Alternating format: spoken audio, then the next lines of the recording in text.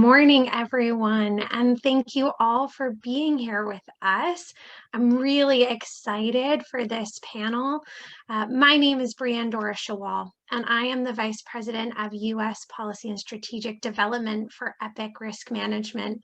I've had the pleasure of working across the U.S., engaged in sports wagering and other forms of problem gambling policy.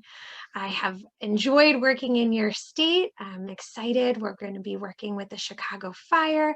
I've had the privilege of working with your legislature, and I am so humbled to be here today with the best there is to moderate a panel about all things sports wagering, the good, the bad, the ugly, and what we need to do better. So without further ado, I'm going to kick it off with some introductions of these fine gentlemen. And I want to encourage all of you today to please use the Q&A functionality. This is going to be a tremendous session, and these gentlemen have so much to offer, and we should maximize the opportunity while we've got them here. So use that Q&A, and I'll try and get through as many questions as possible.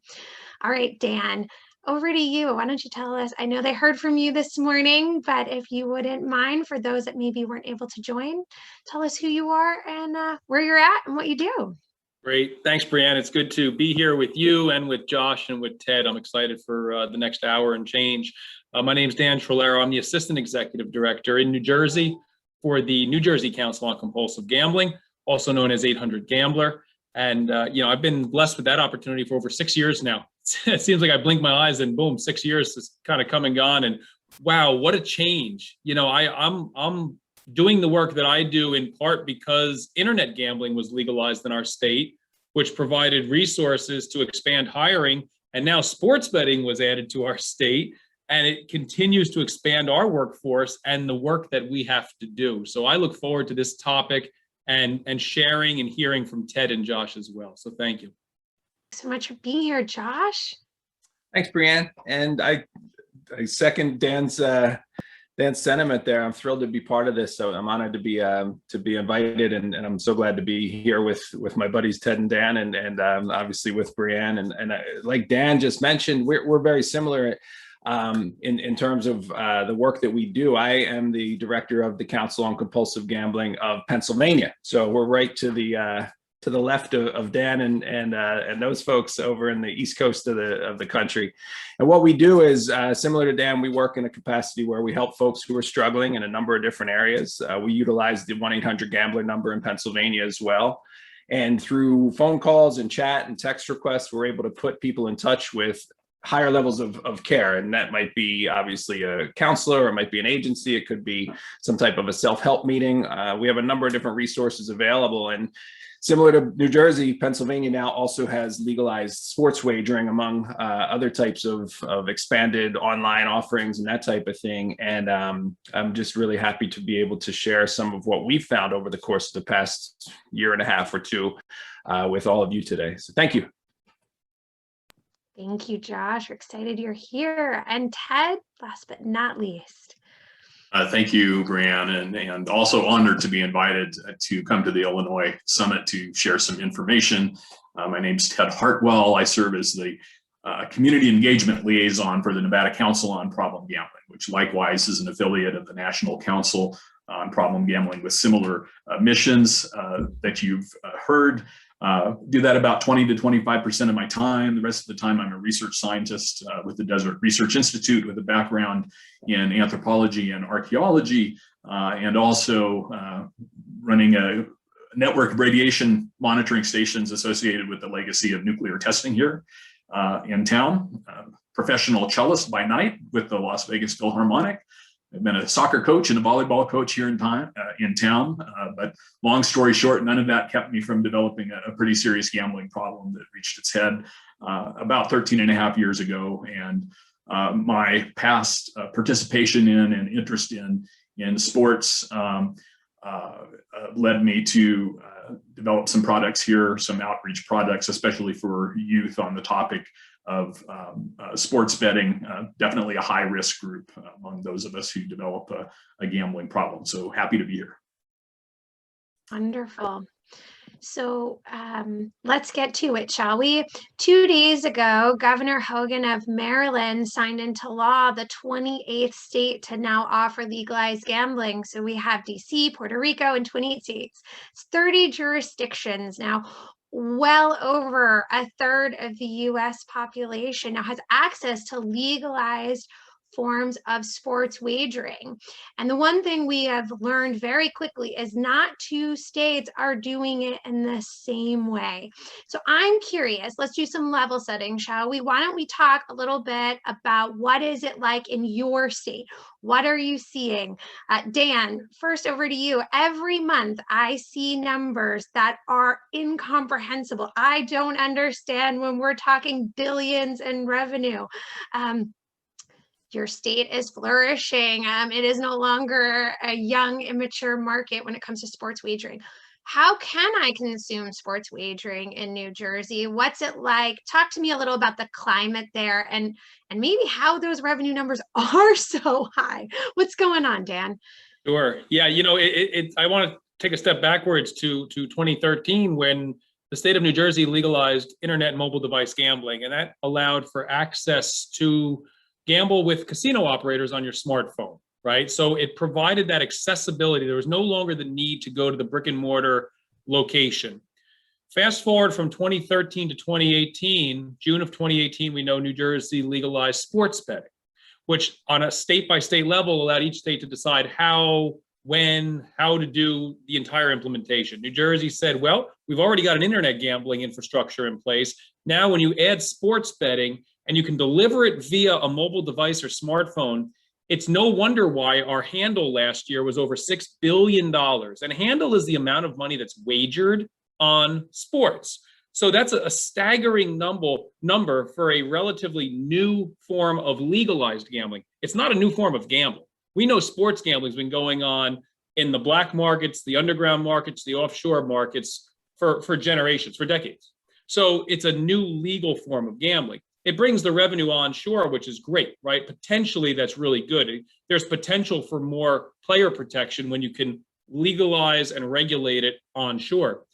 I'll describe the climate as this. Prior to 2018, the people who called our 800 Gambler helpline, indicating that sports betting was the number one problem, ranged from 4 to 8% per year, right?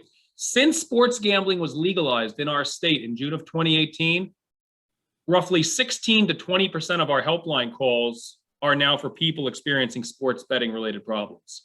That's a staggering increase. 4 times the amount.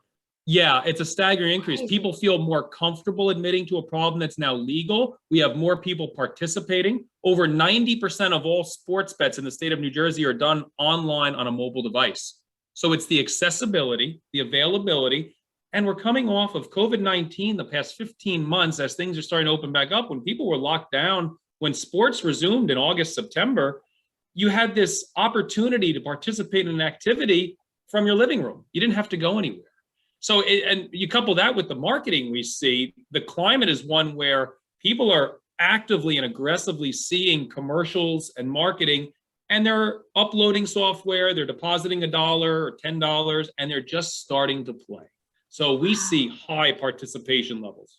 Wow. Now, Ted, you're in a little bit of a different situation. You weren't waiting for PASPA 3 years ago. Sports wagering was alive and well, though not online, right? Talk to me a little about Nevada. How could I consume sports wagering, and what have you seen change over the last 3 years when the rest of the U.S. now had the option to legalize the product? That's right. So, gambling in general has been legal in Nevada, most recently since 1931, and sports betting specifically since 1949. Although it was only a couple years after that the federal government slapped a 10% tax that basically drove it underground, because then it was just not a profitable activity, or else they found creative ways to create tickets that had a little indicator that the amount of the wager was actually 10 times what the ticket indicated, and they got around it that way. And that was reduced in 1970s and then finally again in the 1980s to just 0.25%, which then made it profitable across the board. But it's really not in just till very, very recently that any online sports wagering has been offered. You had to go into the casino, make those bets within the sports book itself. And even when other states had already looked at developing some online tools, Nevada was kind of behind the curve. About 8 years ago, they legalized the ability to play online poker, but that was essentially it for a while. Now all of the major providers, the Caesars, MGM, Station Casinos here locally do have sports betting apps, but they're a little bit different in that you can download and register online, but you have to complete that process by physically then going into the property. And where we may have once been the epicenter of sports betting, I think in September of this past year, both New Jersey and Pennsylvania in that month broke the monthly all-time handle record, which had been held by Nevada, which is around 600 million to that point. And both of those were in the high 600 millions for that month. So we're not the leaders anymore. Wow, but still staggering numbers. Now, Josh, I do want to get a baseline for you about what's happening in Pennsylvania, but Ted brings up an interesting point, and it's actually something very poignant for Illinois. We are hearing a lot about this mobile registration versus in-person registration for mobile sports wagering. The industry is saying that this is going to be a hindrance. Please give us back the mobile, whether there's COVID or not. We want customers to have that ease of access to our products. Talk to me a little about what's happening in Pennsylvania and sports wagering in general. You, similar to Dan, are not shy when it comes to crazy handle and revenue numbers, but also maybe talk to me a little about what is registration like for sports wagering in Pennsylvania, and do you have a preference if there is an appropriate way that customers should be registering to engage with sports wagering? Sure. Yeah, it's interesting. It's similar to kind of the history that we heard Dan talk about a few minutes ago. In Pennsylvania, we had an absolutely massive expansion of legalized gambling back in 2017. Governor Wolf signed into effect Act 42 of 2017, and basically it paved the way for 6 or 7 different types of gambling, truck stop video gaming terminals, online gambling, something we didn't previously have. At that point, sports wagering was also included. And as many of you probably already are aware, the PASPA ruling didn't happen for another 6 months or so after this expansion in Pennsylvania. So basically what we saw was we were keeping our eyes open and very fixated on New Jersey and the work that was being done with regard to the Supreme Court ruling, and knew that it was very likely going to be overturned, the PASPA ruling, at some point in the near future. So basically the groundwork was laid, the foundation was laid well in advance. With that, we also had the opportunity to put into effect a lot of protections, a lot of regulations, a lot of different types of guidelines and language that would ultimately be used to protect folks who had not developed problems, and then also for folks who were developing issues, places for them to turn to, maybe some tools to use or implement into the participation once it was established. So obviously, fast forward to May of 2018, we saw the PASPA ruling. Almost immediately, the Gaming Control Board, who's the regulatory body in Pennsylvania, began accepting applications for retail sports wagering. And about 6 months following that, in November of 2018, we had our first retail sports wager place, which retail refers to brick and mortar sports gambling. And about 5 or 6 months after that, in May of 2019, we had our first online wager placed on sports. So, what we've seen is this rapid trends, this development of availability turn into a tremendous amount of participation. And like Ted mentioned, and like Dan talked about, the handle that we see, the amount wagered on a monthly basis is nothing short of astronomical. And even with COVID and the shutdown of all professional sports, so to speak, certainly in the country and for that matter around the world, it was still something that was being utilized. It was still something that was generating tremendous amounts of revenue. Now, with regard to as far as signing up for programs, registering new accounts and that type of thing, obviously we saw a tremendous shift between brick and mortar gambling over to online gambling and how folks were accessing this type of activity, and also how folks were beginning to access it. Now, as far as the online option, the one thing that I always come back to when this topic comes up is, with every new type of availability, there's also opportunity. There's opportunity for, obviously, folks to participate, folks to unfortunately develop problems, but there's also opportunity for protections to be put in place. And I think you kind of have to weigh them out when you're considering this.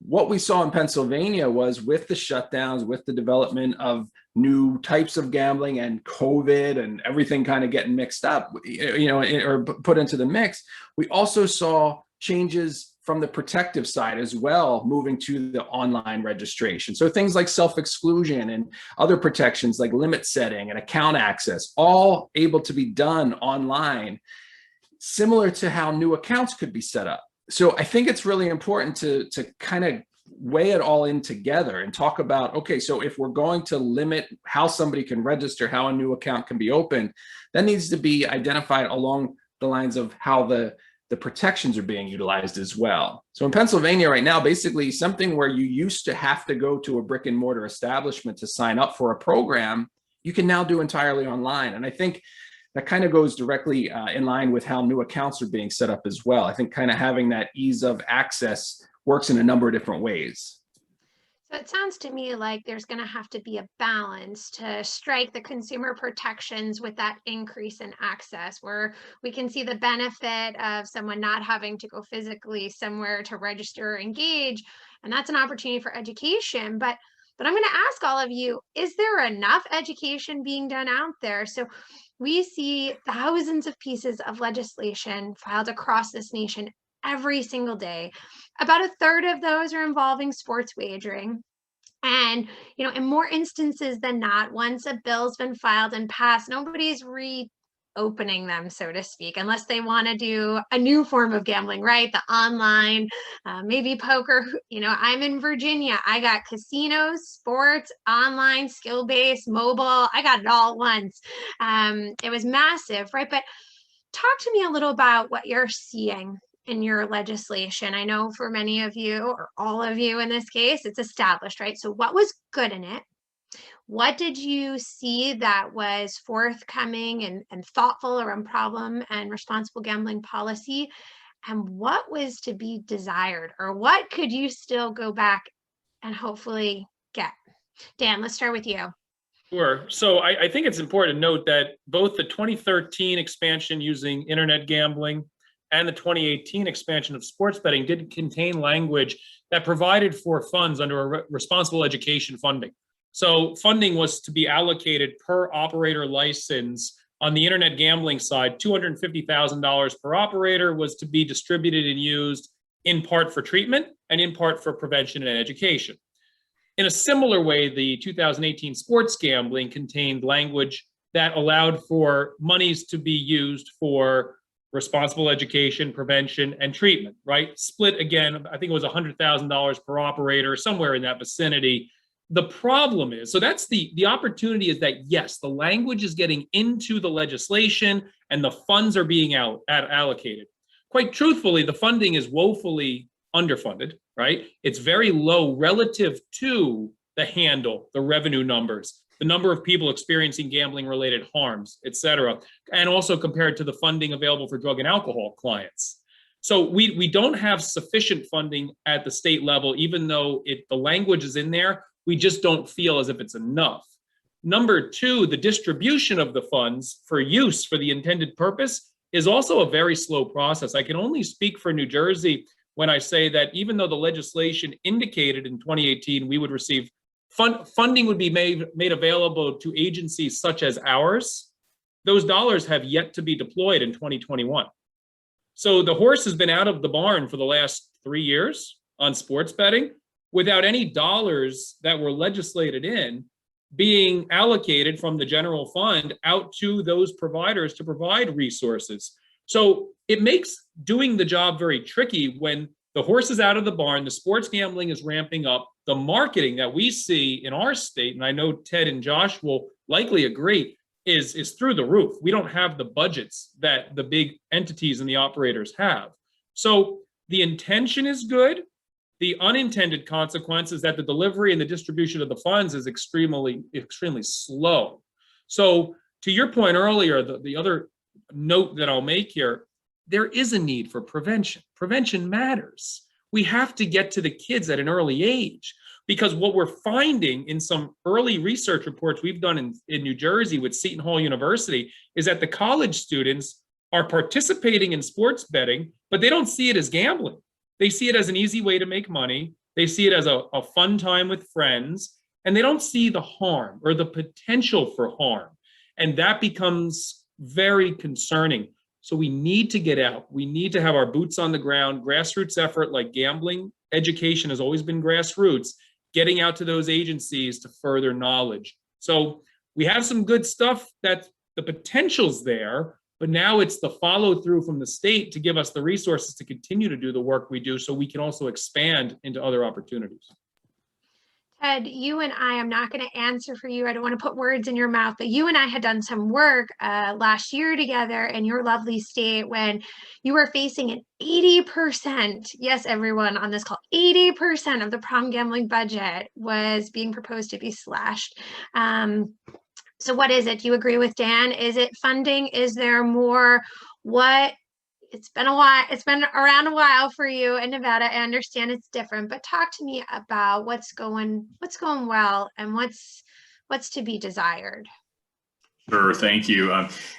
People tend to think when we think of Nevada, which likes to sell itself as sort of the mecca of gambling and the gold standard for how integrated resort casinos should be built and managed. And we've got a good section of UNLV's International Gaming Institute, which looks at a lot of these things, very highly respected.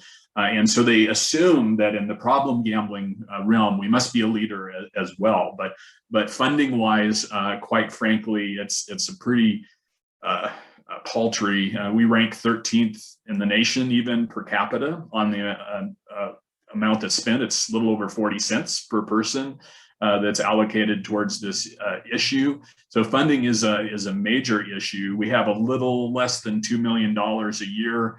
That goes to everything. That's for treatment, awareness, prevention, education, the whole shebang, which is really pretty sad because we know that a person with a gambling problem can be successfully treated for a pretty small amount of money, really less than $2,000, even including IOP programs and things like that. And when you look at the personal devastation that one person can create, not only within their own lives financially for their families and their businesses, but in the criminal justice system and other parts of the social safety net system, it's really a no-brainer to see this as a resource where we should be spending more money.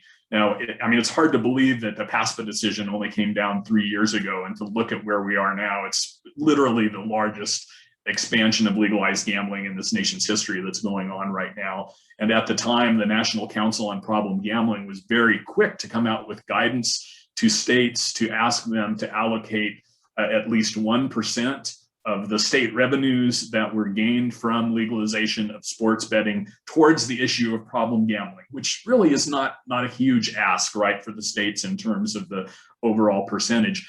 I would drool for 1% here in Nevada. I would drool for 1/10 of 1% of the revenue just from that area of gambling in the state.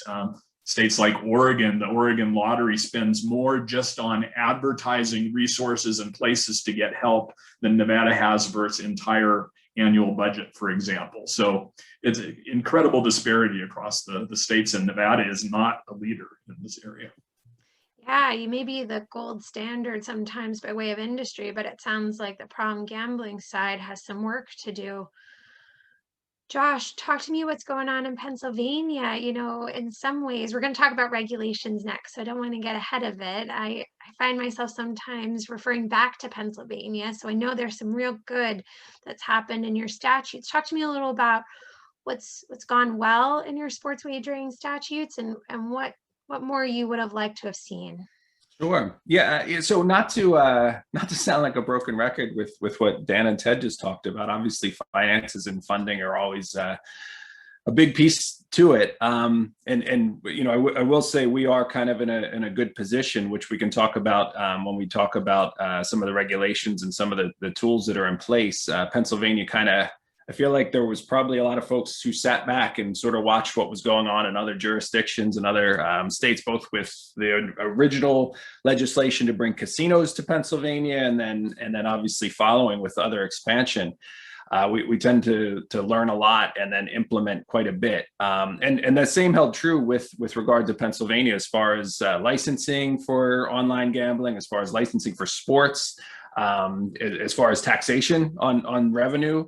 So there is a tremendous amount. I mean, unlike other states where typically we see licensing fees in the neighborhood of maybe $100,000, Pennsylvania was 10 million for a sports license. So, I mean, just astronomically higher. And in terms of tax revenue, as far as I know, we still have the highest state tax revenue by quite a bit. We are currently at 36% in Pennsylvania for sports wagering, which is just, an incredible number, and a number that a lot of folks really felt was going to be a deterrent for the industry to come into Pennsylvania with sports wagering, but that couldn't be further from the truth. We're pretty much maxed out with licenses that have been distributed to operators, and it's something that obviously continues to be a market that's highly focused upon. Now, with regard to what we could do, in a better way, rather than just kind of, again, mirror what Ted and Dan talked about, I think the education piece is really important. And I think trying to minimize some of the barriers to getting help, and the barriers in terms of stigma that are related to the problems that are developed. I think that's where we need to really continue focusing our efforts. When we look at national studies and different types of research programs that say 1%, 2%, 3%, whatever that is, that equates to a lot of people. That could be as many as 300,000 people here in Pennsylvania. And what I can share with you all is last year, we did not have 300,000 calls to our helpline. We did not have 300,000 people seek treatment. We did not have 300,000 people sitting in GA meetings or attending virtual meetings throughout the year. There are a lot of folks out there who are struggling, who are either not getting the help that they need, they don't know that it's out there, they're not aware of it. And on the other side, there's a lot of folks out there who don't recognize this as a problem that needs to be addressed in terms of having counseling options, having meeting space available, having different types of resources. So, I think it's kind of a left foot, right foot approach that we need to continue seeing. And I think that the gaming industry in Pennsylvania, we have developed a really solid relationship with a number of operators and a number of different licensees. And I think that it's really shown in terms of accessing different areas where there's certain locations and brick and mortar establishments, and it's a little bit tougher geographically to kind of pinpoint where the online operators are, obviously. But in terms of trying to address things in a very holistic way, that's an approach that we take, is trying to raise awareness among the population, the general population, the folks who are in a position where they may be at risk or have already developed problems, and then counselors as well. Well after sports betting was legal, I was receiving calls from counselors in Pennsylvania saying, "Hey, I have a client who said that they were just at ABC Casino betting on sports, and I know that's not legal. So what's going on here? They're lying to me." Well, clearly, having that education and that recognition that this is something that's available, it really is. It's part of the bigger picture. Yeah. Brianne, could I piggyback on what Please. Josh and Yes. quite frankly, Dan set me up perfectly, and I didn't take advantage with the education piece. But I don't think we can stress this enough, especially getting into the schools. I mean, Dan earlier this morning talked about how normalized gambling behavior has become across the spectrum, and we need to normalize this within the educational system as well. We should be talking about this as soon as any kids are getting a unit on drug or alcohol use disorder at schools, which I remember for me happened in 5th grade in Texas, right? We should be throwing gambling as well as gaming disorder into the mix. I mean, the structures that Dan showed that great video this morning, and the structures in the brain that are affected are developing rapidly in these young minds and are very affected by these early exposures. And the research shows that the earlier you're exposed and the more frequently you're exposed to gambling activities as a child, the greater the chance of developing a disorder later on in life. And that's certainly true with substances as well. The trauma that Allison and remind me, I'm sorry, the previous speakers in the session and looking at women and gambling, the trauma also, that early life trauma, whether experienced as a child or that later life event is also significant. And the overlap with substances, making sure that people in treatment for substance use disorders are getting this education as part of their piece, even if gambling has never affected them to that point, because we do see tremendous kind of, changing deck chairs on the Titanic, right? Switching from one addictive disorder to another. So I wanted to make sure, and we can't emphasize that point enough and the need for that. I think that's great. And to not go back, but it's hard to not think of Maryland again here. Just this last session, we actually saw a standalone bill. It didn't actually make it to the governor's desk, unfortunately, but it was calling that problem gambling education be delivered in all schools, starting as young as elementary and middle school, given the massive expansion that's happening. And I would say that might be a call to action, hearing from the three of you, seeing what Maryland was trying to achieve, that this is really something that all states need to be exploring, because whether or not it's happening within your jurisdiction, it is likely happening in your neighboring state. And we know people travel, right? So it's important we're empowering our children with this information. Dan. Yeah, I was reading through the chat, and Liz Thielen, thank you for bringing that up, Liz. It's good to see you here. Just made a comment that triggered my brain. We are one of the few states, and I know this number of states are growing, but we go into the schools. So we go out in 2019, pre-COVID, 2018, 2019, we delivered presentations and classroom presentations over 140 schools in the state of New Jersey, middle schools, high schools, charter schools, academies. And that was not always easy to do, because going back several years when I first started, if we approached the school to say, hey, we want to talk to your students about gambling, the principal or the superintendent would say, well, that doesn't happen here. We don't have that problem. Kids don't gamble. They're not old enough to gamble, so we don't have the problem. And we kept getting met with resistance. And, I shared earlier, in recovery over 11 years from gambling for myself, I brought up the old phrase, well, the definition of insanity is doing the same thing over and over and expecting a different result. So we had to pivot off our message. And then the message became, okay, your kids may not be gambling in the traditional sense that you're thinking about, but they're playing video games that contain gambling mechanics. They're participating in daily fantasy sports contests with their parents, which mimic the behaviors of gambling. And all of a sudden, the bells and the lights went on, and the decision makers started saying, hey, you're right, our kids are tired when they come in. And yeah, we hear them talking about these things that Cam is going to talk about tomorrow, like loot boxes and prize crates. And, what is this stuff all about? Well, let us come into your school and we'll be happy to tell you. And all of a sudden, that just sparked a tidal wave of requests across the state. So sometimes we have to keep current with the language, and I emphasized that this morning. We can't always refer to it as we refer to it, as gambling. Because if you talk to kids, if they gamble, they say, no, I just bet on sports. I don't gamble. Well, hold on a second. You are, but they don't see it that way. We have to stay current. We need to update our message, is sometimes the road that I kind of find myself going down. Speaking of the chat, I am trying to keep up. I just want to remind everyone, if you have a question, please put it in the Q&A box so I don't miss it. But there's a great question here that I want to get to, which is talking about advocacy and awareness campaigns prior to legalization. Now, I know firsthand, because I've watched the three of you do it, you're wonderful advocates, right there engaging with your legislators anytime they're talking about manipulating, changing, expanding legalized gambling within your states. But can you talk to me a little about what that looks like, other campaigns you may have seen, some successes, some challenges? This individual is right. Unfortunately, more often than not, mental health issues and addictions are constantly having to respond to knee-jerk reactions. We joke that legislation moves at a snail's pace, but that's not always the case, especially with gambling, right? When dollar signs are very, very attractive, especially in light of COVID. So do you each mind, we have just a couple of minutes here before we're going to get to a poll, but can you just comment about a good advocacy awareness campaign that you've seen, and maybe if there's any challenges you think are appropriate to bring to light?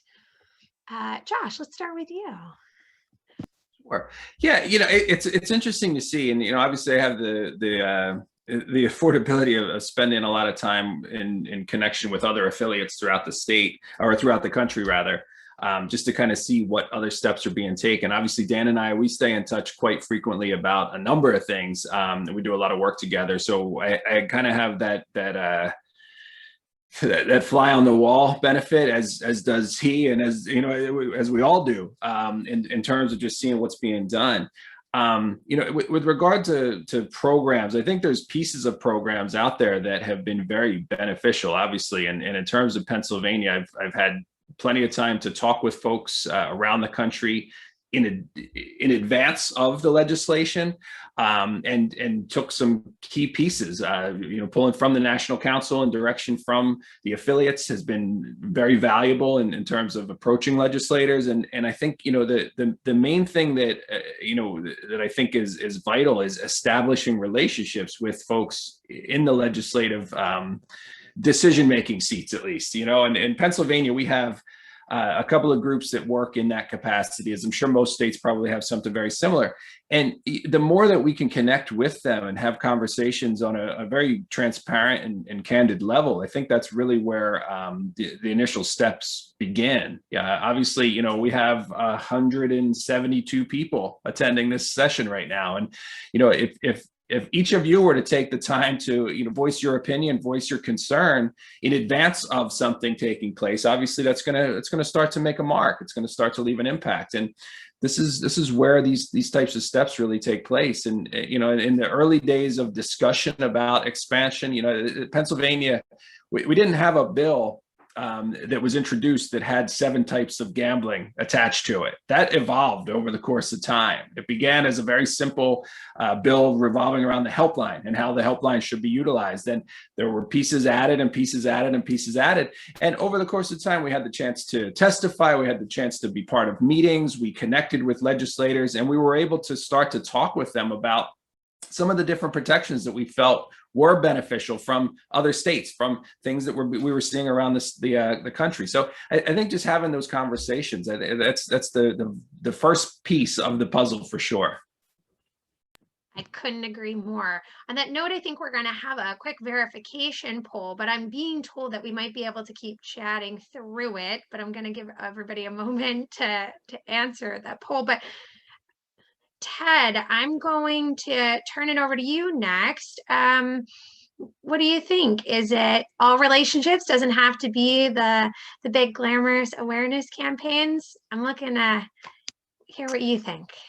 Well, sure. We don't have any big glamorous awareness campaigns here in Nevada. Matter of fact, we had our first state-sponsored awareness campaign just this past year that we carved out of those general funds I was talking about a little earlier. But yeah, the relationships, I don't think you can emphasize those enough. Not only with legislators, and here in Nevada, we just have a biennial legislative process. So it's 2 years between the opportunities to speak to people, and you have to get to those freshman lawmakers pretty quickly, because that did derail one of our proposals a couple of years ago when we didn't do a little due diligence, and someone new came in that didn't like the idea of any kind of earmarks. They weren't necessarily not supportive of the reason we were there, but the way that we hoped to get the funding mechanism changed didn't go through. But beyond, I think the legislative relationships that have been mentioned, I think it's very important to form relationships with advocacy groups that are in the substance use realms, because here not only is where there's a great deal more funding for things like research and treatment, and there's some creative ways to maybe piggyback on some of those things with those relationships, but to make sure there's things like the Recovery Advocacy Project represented that's part of Faces and Voices and Recovery Link here in Nevada. We made sure that Gambling Voices were represented within that, so that organization was reaching out collectively across all of these disorders to legislators in this advocacy project. So things like that are very important, given that there is not any federal funding at all, and often usually state funding is pretty paltry as well.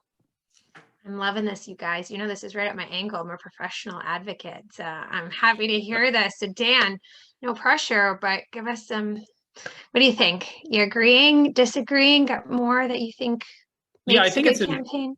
I think one of the things that makes a good campaign, it's the relationships, you know, piggybacking on Josh and Ted, it's true. It's relationships. It's also data.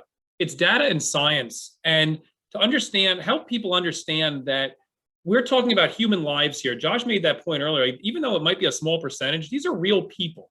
You know, these are people with families. These are people that potentially served our country at one point. These are people who go to work, put their pants on one leg at a time, just like any of us do. So there's the human component that we don't want to get lost. I know I say data and numbers matter, but I don't want the human component to be lost in the data and the science, because we're talking about an addiction that impacts dozens of people around the person who struggles with the addiction. So in the state of New Jersey, if we have 8.6 million people, and according to a Rutgers survey in 2018, we have a 6.3% disordered gambling rate, you're talking 540,000 people, humans, people that matter. So when we reach out to legislators, assemblymen, assemblywomen, council members, we talk about the human component. We use data from our helpline to say your constituents in the 9th district, they make up 14% of our helpline calls. Let's have a conversation about that. So we try to use data to drive and direct the conversation so that we can provide the resources in the areas that are needed. Now we understand telehealth has emerged. That's one of the benefits of COVID. And I use that term loosely, but I'm saying if telehealth was emerging, COVID rapidly forced it forward on us. And we're finding more people reaching out and taking advantage of telehealth services, which has been a positive. But we need to always kind of balance the relationship with the data and the science so we can tell the story and we can say, this is why it matters. And I'll just give a quick example. I saw in the chat before, you know, Nevada, sorry, Ted, I have to keep correcting myself there, had the Gambling Treatment Diversion Court with the Honorable Judge Cheryl Moss, who retired. She is now advocating in New Jersey and working with one of our former treatment coordinators and working with our agency to try to bring the pilot program here to New Jersey. We just had the bill listed on the docket last week. There's now a bill number. So we are making progress because of relationships, because of data, because of the human interaction and the good work that Honorable Judge Moss is doing along with others. I love it. And I love to hear about relationships and the priority and with legislators, but legislators are only one component to this ecosystem, right? And while they're vital, they often set the standards, at least the direction. There's another vital group that I don't think we talk enough about, and those are regulators. And I think that they also shape a great deal of how people interact with the gambling offerings. They can sometimes put in regulations to protect vulnerable individuals. You know, Josh, I'm thinking of you right off the back in Pennsylvania. You've got someone solely dedicated to responsible gambling. You have 4 self-exclusions. I love to talk about what's happening in Pennsylvania, but talk to me a little about how each of you interact with your regulators, why that's important, and maybe how others can think about that as they face expanded gambling. I'm thinking predominantly in Illinois, but everywhere across the US. Talk to me about regulators. Yeah, so as far as our relationship, our regulatory body, the Pennsylvania Gaming Control Board, we have a excellent working relationship with them. And within the Gaming Control Board, as you just mentioned, Brianne, we have the Office of Compulsive and Problem Gambling, which is the group that basically oversees programs like self-exclusion. They implement other types of protective programs.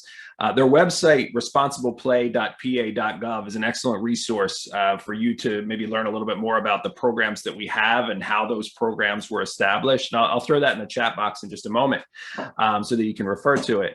I think having these relationships, again, like you mentioned, it really goes a long way, because I can't tell you how many times we're able to collaborate, how many times we're able to have conversations and kind of put a number of different ideas out on the table and come up with what's working, what's not, what's a way to expand upon this. And, just because these things are put into action or put into place, it doesn't mean that they're not going to be or can't be changed at some point. And I think that's what we're seeing. We continue to see these amendments taking place to programs that are designed to help folks. And maybe they work perfectly, maybe they don't quite work perfectly, but there's always room for improvement. There's always room for increased conversation. So if you'd like me to expand, I know we're kind of running towards the end of it, and I don't want to take time away from Ted and Dan. I could always circle back and talk more about some of the specifics, but I think that's kind of the overall idea. I love it. No, I think it's great. Ted, what do you think? What's your relationship and engagement with regulators? Do you think that's a priority as you expand your programming there in Nevada?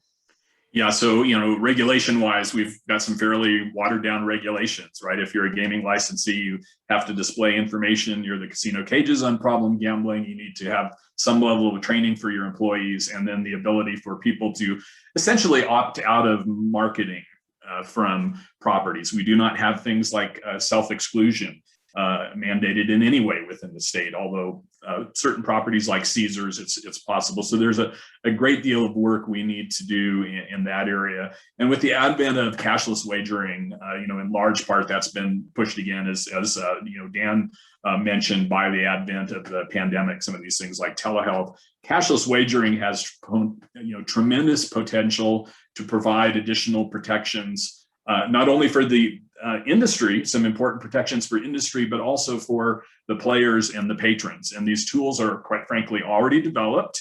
They're available within these systems, but quite frankly, it's up to the regulators to implement them and have them be used. Because given the choice, in the vast majority of cases, the industry is not going to be proactive in making these tools available to their patrons. The ability to track one's own personal spends, to set those limits on wagering so you're notified, so you can graphically see your spending over time, so that these messages are generated. And these should be opt-out things, right, rather than opt-in, that are not buried somewhere within the system you have to go searching for, so that everyone who signs up for these at least gets this in your face moment at the start, and that they know it's there in the future if they need to use it. So there's lots of areas for improvement. We did with some of the cashless wagering now, at least, for example, with Stations Casinos, if you sign up for that mobile wagering app, you do get the information for the national hotline displayed as you log in. Small victory, but baby steps, and hopefully they'll turn into something bigger. Exactly. Quickly, Dan, before we turn over to Q&A from the group, the DGE, your gaming regulator, is looked at as the gold standard and often turned to by regulators across the US. Can that be said for problem gambling regulations? And should other states be looking at the DGE, for example? I think it's great. A mixed bag? Yeah, I think it's a great starting point, honestly. We have great relations with Director Rebuck and the staff at the Division of Gaming Enforcement, but New Jersey is not alone just the Division of Gaming Enforcement. They're only in charge of, that's for the casino industry and the sports betting industry. So they're licensed and regulated by the Division of Gaming Enforcement and the Casino Control Commission to some degree. But then we also have horse racing industry, which is governed by the Racing Commission. And then we have the lottery, which is governed by the Lottery Commission. And I think one of the challenges where if you're in a state and you have multiple commissions, multiple regulators, working hand in hand becomes critical. And here's the example: self-exclusion in the state of New Jersey. Well, it's great we have a voluntary self-exclusion list for both internet and brick and mortar. But if you're a person with a horse racing problem, you can sign up for the casino and sports betting self-exclusion, but you can still bet on horses because the self-exclusion programs don't always reach across the types of gambling. You can still buy lottery tickets. It's very difficult to stop someone from going in to buy a dollar scratch off. I recognize that. But if you have a second chance drawing where people can turn around and mail in their old lottery tickets in hopes of winning a second chance drawing, well, there's ways to block that. If you're coming up on a self-exclusion list for lottery, that should be in place. And we've talked to the Lottery Commission about that. What more can be done? We now have Jackpocket in the state of New Jersey, an online lottery retailer. There's ways to block and self-exclude from purchasing online lottery tickets. So it's, again, having people understand the need and the desire to have this done, but also then working together. And just like we have self-exclusion, it's an intrastate issue and an interstate issue. Because if I have a problem in New Jersey, I probably have a problem in Nevada, I probably have a problem in Pennsylvania and Illinois also. Yeah. So we're getting some really great questions that I think are just going to build upon what you've already all articulated. And, Ted, I'm going to throw this one over to you. How can legislation focus on the gambling creators or institutions insisting on protections and privacy? And how do you see the balance of freedom to play with protections for gamblers as legislators file legislation across the U.S.? Well, again, we've got a long ways to go here in Nevada, but there are some fantastic examples, quite frankly, of where industry has proactively developed programs. And I recognize that these may sometimes be in response to regulations that were initiated in other states, but then it made, good sense for them to implement them across the board. For example, with Caesars and Las Vegas Sands, which has recently kind of changed, training their own employees to a level that there's a category called responsible gaming ambassadors who literally can intervene with patrons on the floor in a non-embarrassing and discreet way when they are overheard making any statements that could be tied to the diagnostic criteria for gambling disorder, right? They're not being asked to diagnose anybody, but if somebody is overheard saying, I can't go home tonight, or I can't believe I spent my whole paycheck, then everyone from the cocktail waitress to the dealer to the groundskeeper that might interact with patrons can report that to that person and have that conversation occur. Imagine how powerful it is to have a representative of the property you are gambling at and that you are sure is there to take all of your money from you, say, hey, we're concerned about you. We want you to be having fun, but if you're not, here are some resources. So, and it's a little difficult to get that degree, ensconced in regulation, but there are opportunities for partnerships with industry, recognizing that their own employees often suffer at a higher rate than the general population. And so it's good social actors, not only for the public, but for their population. Then this is good PR, right? At the end of the day, also for them. Yeah, absolutely. Now, another great question, we talked a little about legislation and sometimes it's sign, seal, deliver. We don't see it getting reopened. So the question is, how can we get more money for the state of Illinois for gambling prevention, education, treatment? Josh, what do you think? Do they have options? That's the question, right? It's tricky. I mean, it really kind of depends on where you are in the process. In Pennsylvania, it was earmarked from the beginning that there would be a certain percentage or fraction of a percentage, I should say, that would go towards a fund, a treatment fund, as it's referred to. And over the course of time, we've seen some things shift with that. Obviously, with new expansion, we've seen new funding become available from other types of activity. We've also seen some shifts in how the money's dispersed. A lot of it has to do with the frequency of folks seeking treatment, how many providers we have working in the field, and then you also take into consideration the intervention and prevention steps. And there's a lot of work being done in that capacity in Pennsylvania through the single county authorities, which are basically like the the county the county managers, for lack of a better description.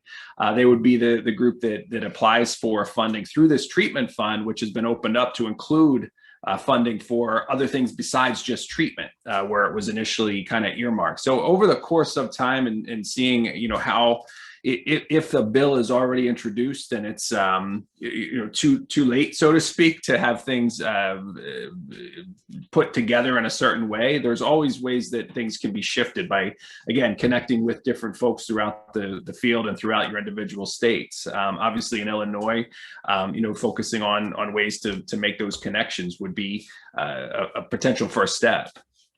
Relationships. Dan, what do you think? We've gone several different routes. From the funding perspective, it's important to get it early in the process with those relationships that were just mentioned. It's important to have good conversation. It goes back to that old fundamental of just sitting down and listening to what the concerns are, sharing good conversation. And then trying to see where you can mutually best serve the person. I think we lose sight of the problem gambler. The work that Ted does, the work that Josh does, the work that I do, Brianne, you, others around, the other affiliates around the country, we work to provide resources and support for the problem gambler and loved ones. That is the reason we do the work we do. And it's easy to lose sight on that sometimes. It's easy to take the focus off the problem gambler when we're talking about things that are tied into it, responsible gambling, limits that, yes, those are all components of being safe, right? But at the end of the day, we need to make sure we're providing resources, prevention, education, treatment services for those that are struggling, and also for those that might be moving along the continuum from no problem to at risk to mild, moderate, severe.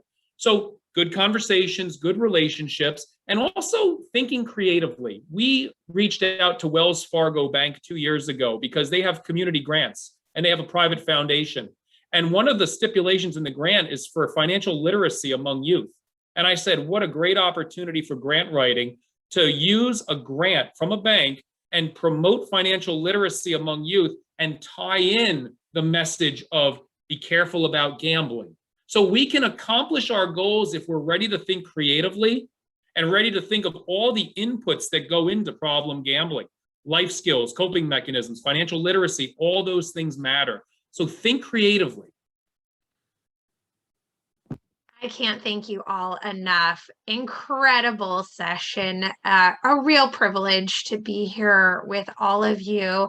And for those of you that we did not get to your question, we're terribly sorry. But the good news is actually some of us are going to pop over to these lunch sessions now, that if you go out to your session access page, you can get the link in. I believe Ted and I will be in one answering more questions you have about sports wagering, and Dan in another. Josh, Dan, Ted, thank you so much for your time today and your tremendous insights. It's a privilege to call you all friends and colleagues. And thanks to all of you that joined us today for this session. Great. Thank you all. Thanks, Thank you. Brianne. Bye. Ted, Josh, thank you. Thanks, everybody. Take care, everyone. Bye.